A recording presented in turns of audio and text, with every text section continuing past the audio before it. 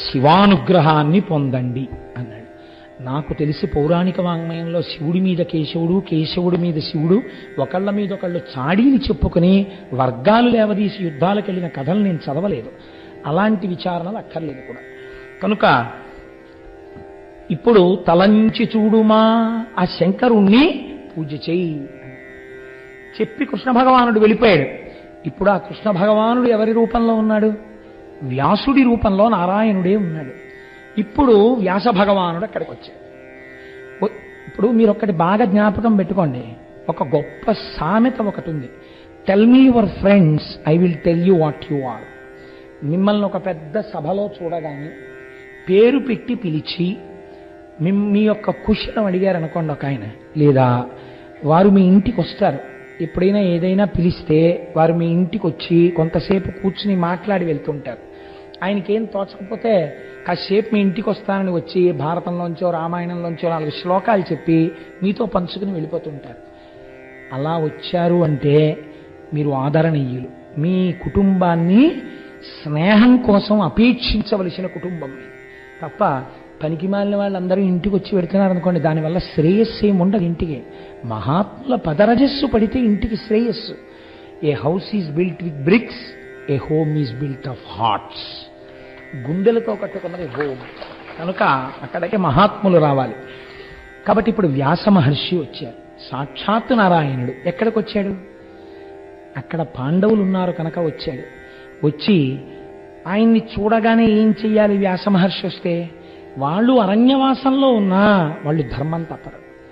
వాళ్ళు ఆయనకి అర్ఘ్యపాద్యాదులు ఇచ్చి పూజించి నమస్కరించి వచ్చిన మౌని కన్గొని నృపారులు ముదంబు చెంది మేల్ హెచ్చిన భక్తి అర్చనలనెంతయు చేసి సుయోధనుండు బల్మత్సరమొప్పగాగడిది మాయపు జూదము పన్ని గెల్చే రాలచ్చిని చెంది కానకిటులంతము పంపుట చెప్పిరార్తులై.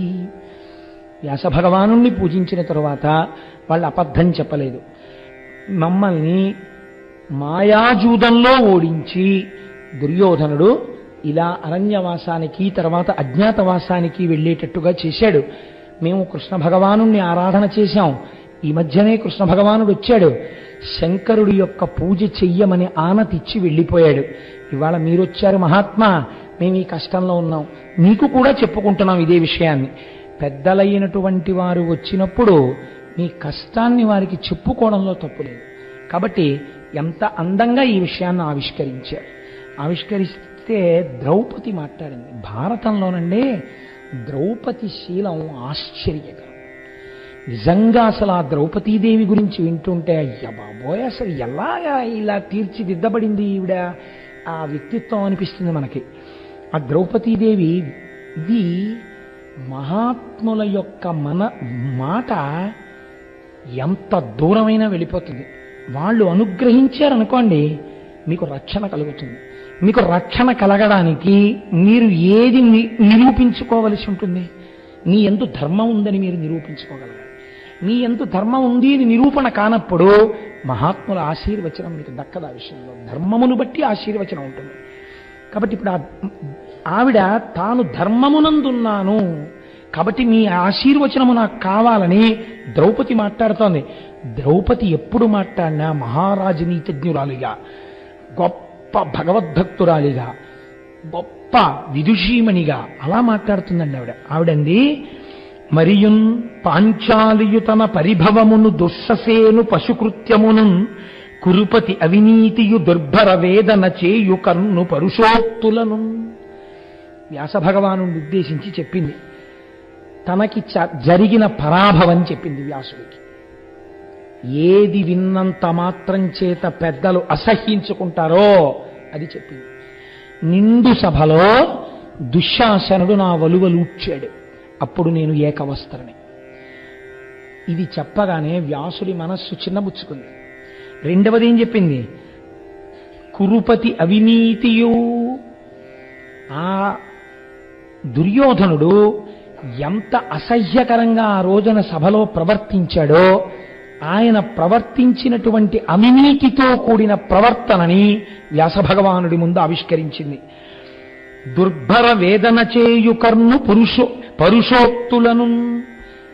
మీరు ఒకసారి కొట్టారనుకోండి, ఆవిడ ఆర్డర్ తీసుకొస్తోంది. దుశ్శాసనుడు చీర లాగేశాడు, అది నేను కొంత మరిచిపోగలను. దుర్యోధనుడు చాలా అవినీతితో ప్రవర్తించాడు. ఏమిటో తెలుసా అండి? తొడ చూపించి ఇలా కొట్టాడు, వచ్చి ఇలా కూర్చో అన్నాడు. అందుకే నీ తొడలు విరిచేస్తానన్నాడు. భీమసేనుడు సభలో ప్రతిజ్ఞ చేయడానికి కారణం అది ధర్మం తెలియక కాదు, తొడ మీద కొట్టకూడదని తెలుసు. కానీ అందుకే ధర్మశాస్త్రం ఎంత దూరం చెప్పిందో తెలుసా అండి? ఇంటిలో భార్య కాకుండా పరస్త్రీలు ఉండగా తొడ మీద చప్పుడు చెయ్యకూడదు పురుషుడు, ఇంటి యజమాని, కీడుస్తుంది. తొడ మీద చప్పుడు చేశాడు దుర్యోధనుడు. ఇది అవినీతి. తెలియదా? తెలుసు. నేనేమవుతాను? మరదల్లో వదిన గారిని అవుతాను. తల్లి లాంటి దాన్ని నన్ను చూసి తొడ చూపించి చప్పుడు చేశాడు. అంటే నిన్ను గెలుచుకున్నాను, నా దాసివి, నిన్ను నేను ఎలా అయినా వాడుకోవచ్చు, వచ్చి తొడక్కని చూపించాడు. ఎంత అవమానం నాకది! నిండు సభలో చేశాడు. ఇది వ్యాసుడికి చెప్తోంది ఆవిడ. ఎవరి దృష్టిలో పడాలో వారి దృష్టిలో పెడుతోంది. ఎంత గొప్పగా తీసుకెళ్లారండి మన వాళ్ళు, బోధ చేశారు. ఇలాంటి తప్పుడు పనులు చెయ్యకు నువ్వు గృహస్థాశ్రమంలో ఉండి. దుర్భర వేదన చేయు కర్ణు పరుషోక్తులను. కర్ణుడు చాలా పరుషమైనటువంటి మాటలు మాట్లాడాడు. దాసి దుర్యోధనుడి చేత గెలవబడిందన్నాడు. ఆనాడు కర్ణుడు చెప్పిన మాటలున్నాయే, ఈ పైరిండైనా మర్చిపోతానేమో కానీ అవి నేను మర్చిపోలేను. ఇంత బాధ ఒక్క ఆడదాన్ని పెట్టారు వాళ్ళు. ఒక్క ఆడదాని మీద ఇంత అక్కసు చూపించారు. ఈ ఎత్తిపొడుపు ఏమిటి మీరు గమనించండి.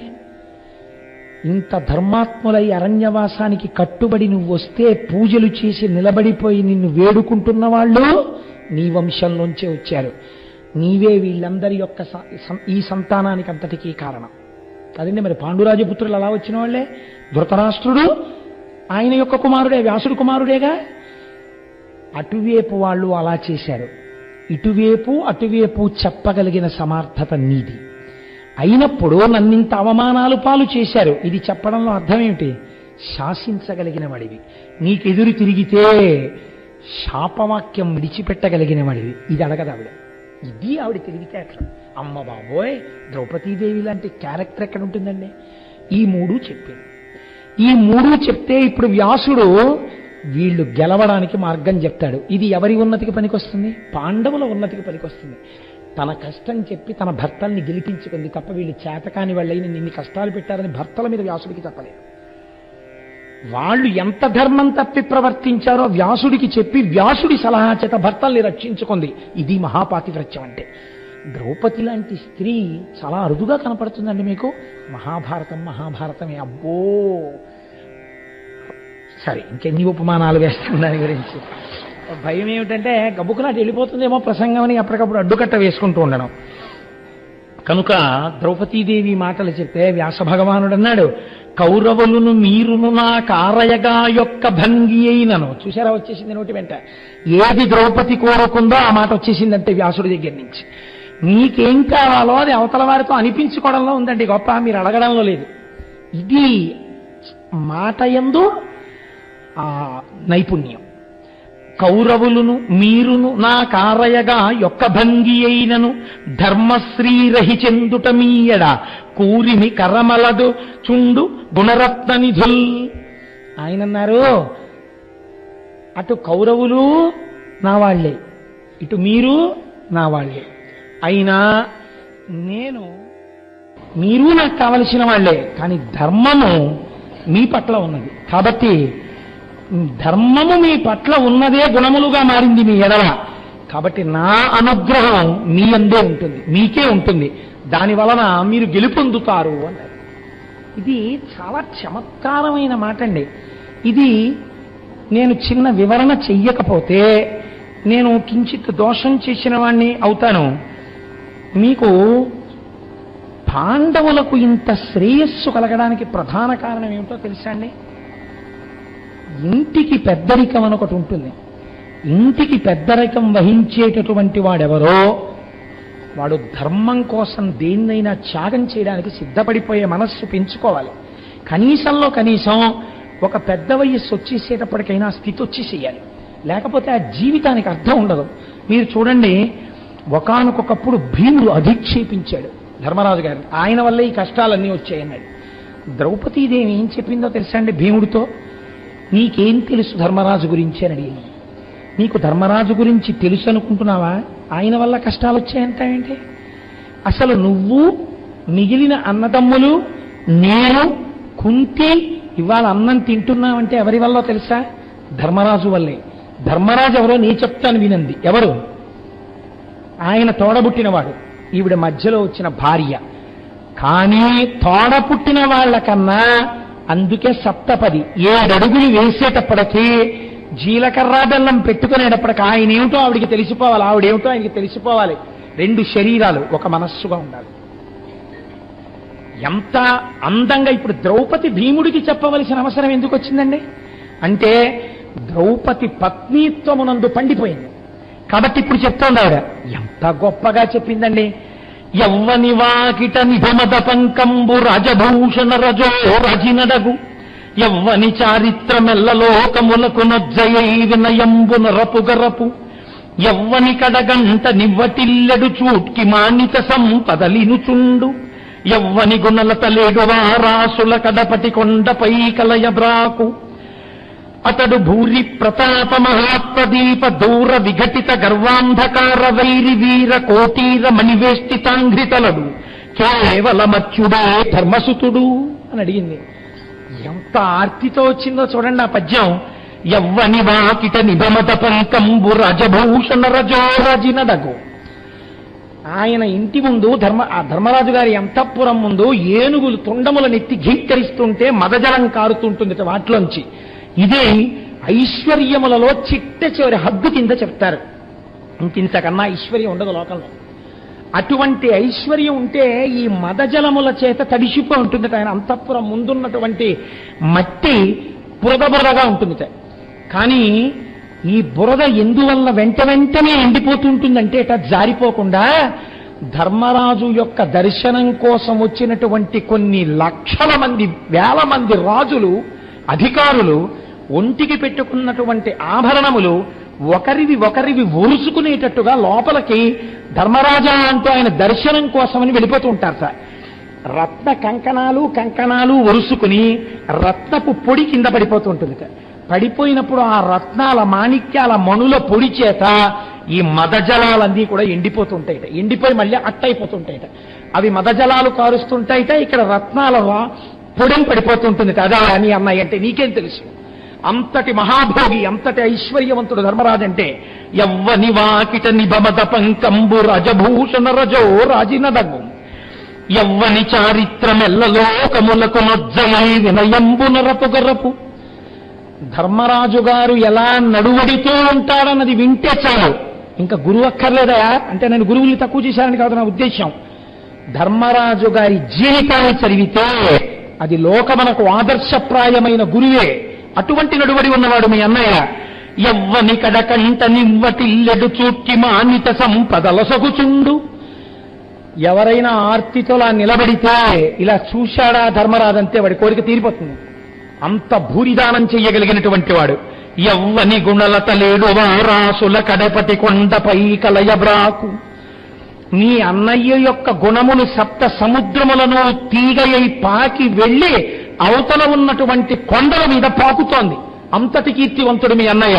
7 సముద్రాలు దాటింది మీ అన్నయ్య కీర్తి. అతడు భూరి ప్రతాప మహాప్రదీప దూర విఘటిత గర్వాంధకార వైరి వీర కోటీర మణివేష్టితాంఘ్రితలుడు. అనేక మంది రాజులు వచ్చి మీ అన్నయ్య పాదాల మీద శిరస్సులు పెట్టి నమస్కరిస్తున్నప్పుడు ఆ రాజుల యొక్క కిరీటములలో పొదగబడినటువంటి మాణిక్యముల యొక్క కాంతి చేత ప్రకాశించేటటువంటి పాదములున్నవాడు మీ అన్నయ్య. కేవలమర్చుడే ధర్మసుతుడు. అతడు నీకు అసలు మామూలు మనిషిలా కనబడ్డాడా భీమసేన? మీ అన్నయ్య అంటే ఏమిటో తెలుసుకోవాలి. ద్రౌపదీదేవి ధర్మరాజు గురించి చెప్పినట్టు ఎవరు చెప్పలేదండి భారతంలో అసలు. ఆయన ఒకసారి విరాట్ రాజు గారితో కలిసి జూదం ఆడుతున్నాడు. ఉత్తర కుమారుడు గెలిచాడనుకుంటున్నారు. కాదండి, బృహన్నల వల్ల గెలిచాడు అన్నారు. విరాట్ రాజు గారికి కోపం వచ్చి చేతిలో ఉన్నటువంటి ఆడడానికి ఉపయోగిస్తారే పావులా ఏమో అంటారు వాటిని విసిరి కొట్టాడు. మీరే బాగా చెప్పగలరండి నాకన్నా. విసిరితే అవి వెళ్ళి ఆయన తల మీద తగిలి నెత్తురు పడుతుంటే ద్రౌపది అక్కడ ఉంది. ఆయన ద్రౌపది అన్నాడు. ద్రౌపది అంటే బయటపడిపోతుంది కదండి, అందుకని ద్రౌపది అనడానికి వీల్లేదు. అక్కడే తిరుగుతున్నటువంటి సైరంధ్రి అన్నాడు ఆయన.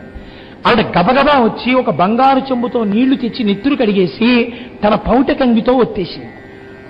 అసలు నేను పరపురుషుణ్ణి స్పృశించనని చెప్పిందే కీచక మరణానికి, ఎందుకు ఈయన దగ్గరికి వచ్చేటప్పటికి కంకుభట్టుకు అంత గబగబా కడిగేసింది? విరాట్ రాజు గారికి అనుమానం వచ్చింది. సైరంధ్రి ఏ కొంపల పడిపోతాయో కంకుభట్టు నెత్తురు కడిగామన్నాడు. అంటే ఆవిడంది నీకేం తెలుసు? విమల వంశంబునకు పుణ్య వృత్తమునకు నువరలు ఈతని రక్తంబు వసుమతి ఈశ ధరణిపై ఎన్ని బిందువులు తొరలే అన్ని వర్షములు కలుగు ఇందు నా వర్ష భయము.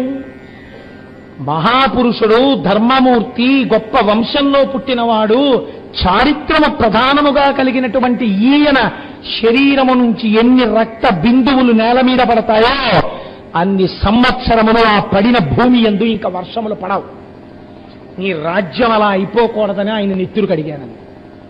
ఇది ధర్మరాజు అంటే. ధర్మరాజు శరీరమును గూర్చి, ఆయన నెత్తుటిని గూర్చి ప్రకృతి అలా చూస్తూ ఉంటుంది. ఆయనకి అపకారం జరిగితే వర్షం ఇవ్వడానికి ఇష్టపడదు. అంటే మీరు చూడండి, ఇది ధర్మరాజు అంటే.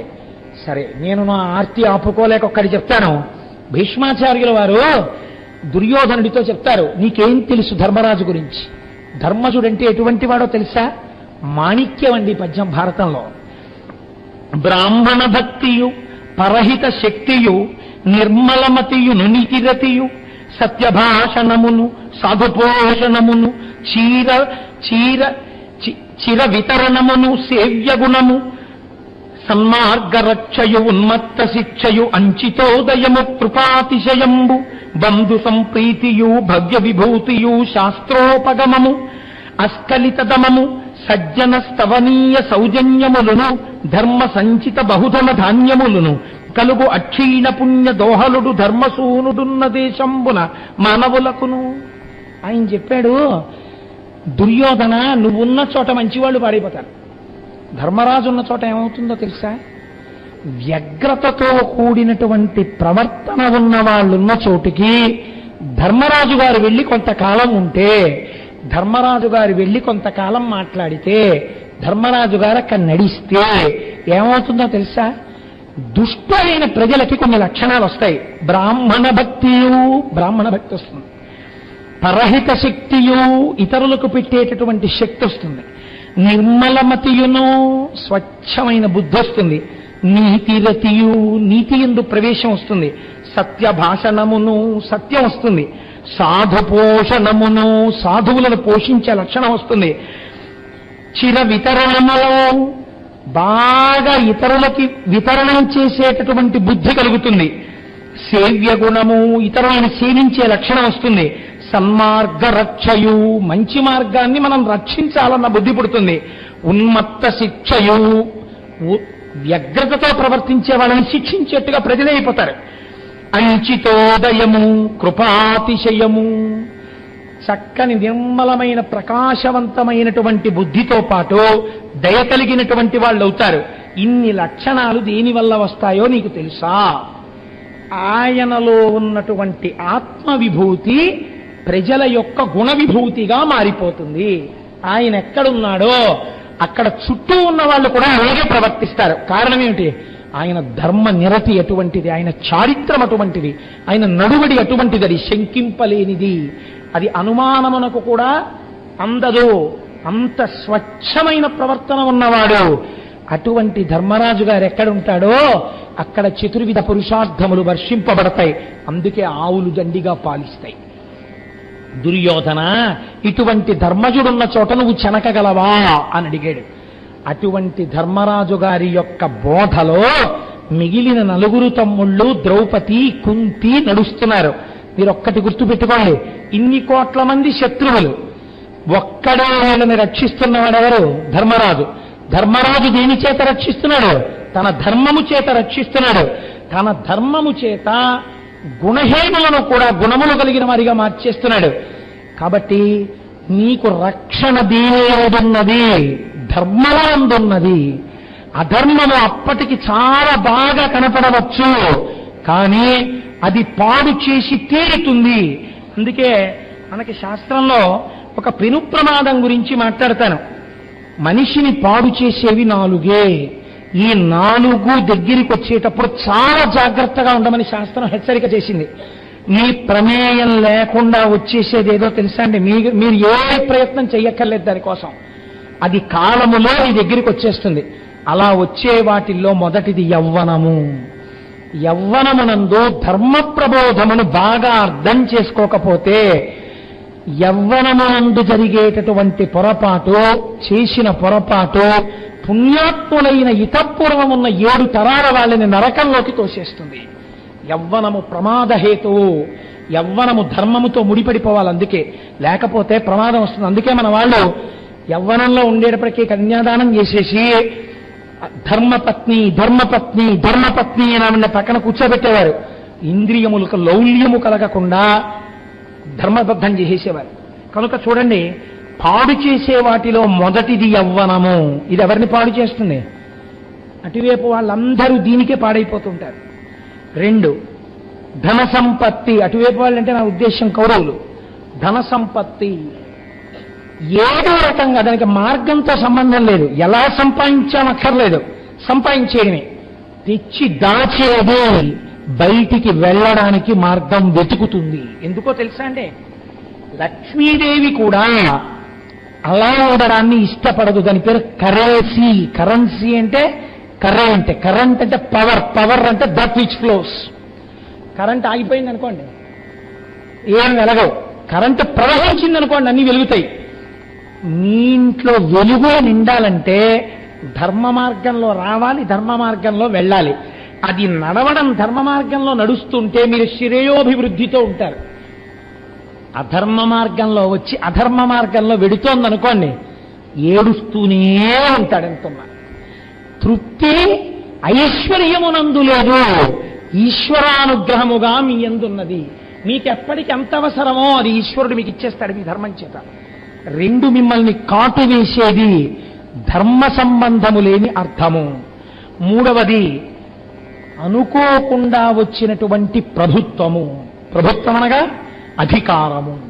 ఇప్పుడు ఈ అధికారం కొల్లగొట్టాడు, కానీ ఎప్పుడైనా పాండవులు వచ్చేస్తారేమో, శత్రువులకి దక్కిపోతుందేమో ఈ అధికారం అన్న భావన వాళ్ళకి దక్కకుండా చెయ్యాలన్న తాపత్రయం ఎన్ని పాపాలైనా చేయించేస్తుంది.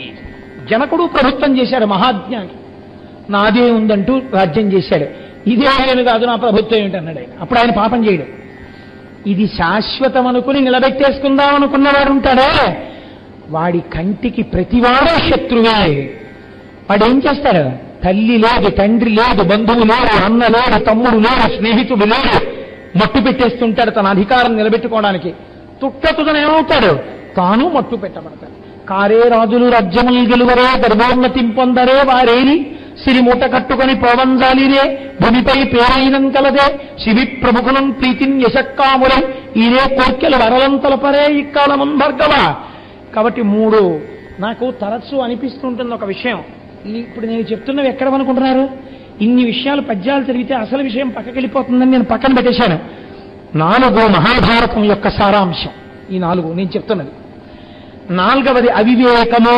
ప్రయత్నపూర్వకముగా గురువు ఆశ్రయించి మంచి మాటలు రోజు వినడం, రోజు చదవడం, రోజు తెలుసుకోవడం అలవాటు చేయకపోతే శరీరం ఎలా మలినమవుతుందో, లోపల నుంచి మలము ఎలా పైకొస్తూ ఉంటుందో, కంట్లోంచి పుసి, చెవిలోంచి గులిమి, స్వేదరంధులలోంచి చెమట వచ్చినట్టు లోపల ఉన్నది పక్కకి వెళ్ళిపోయి మళ్లీ రజోగుణ తమో గుణాలు వచ్చేస్తుంటాయి.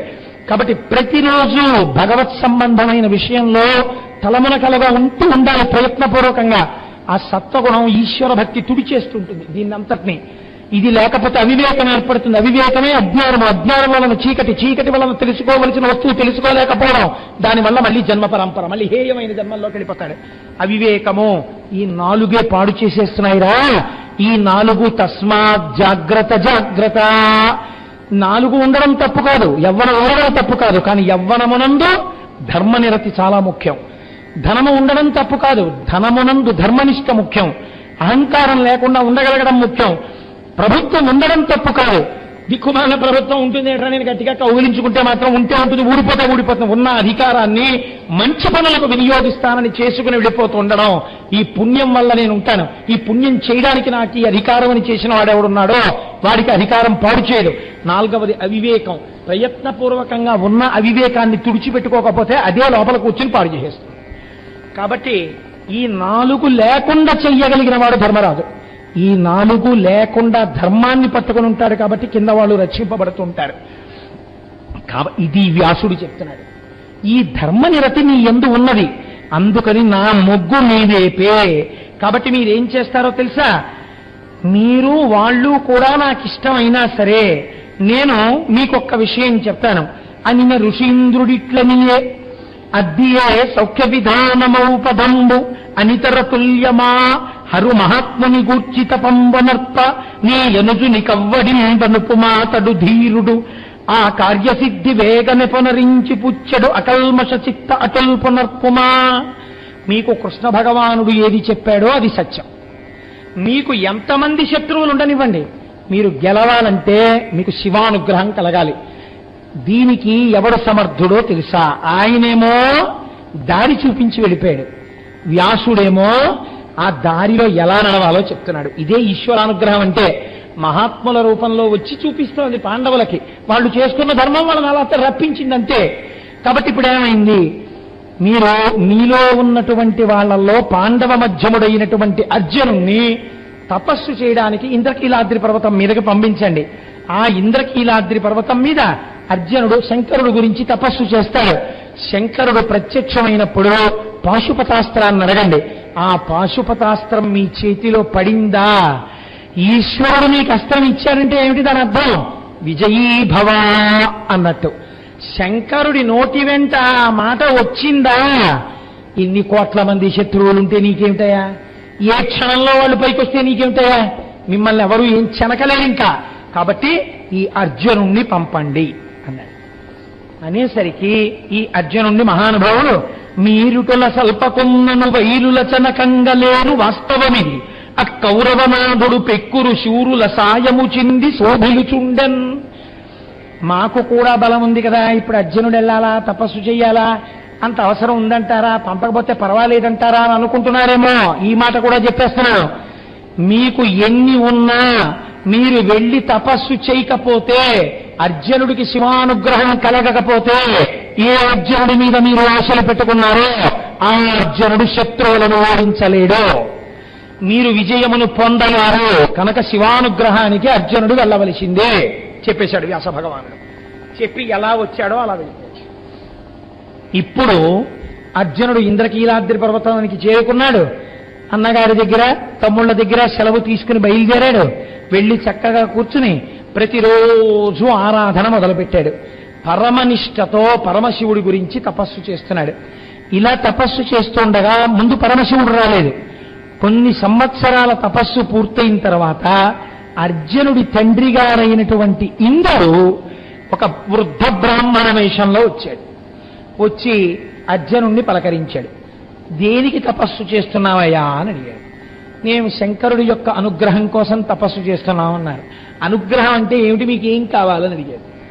నేను పాండవ మధ్యముండి, నన్ను అర్జునుడు అంటారు, ఇప్పుడు తపస్సు చేస్తున్నాను, మాకు శంకరుడి చేతిలో ఉండేటటువంటి పాశుపతాస్త్రం కావాలి అన్నాడు.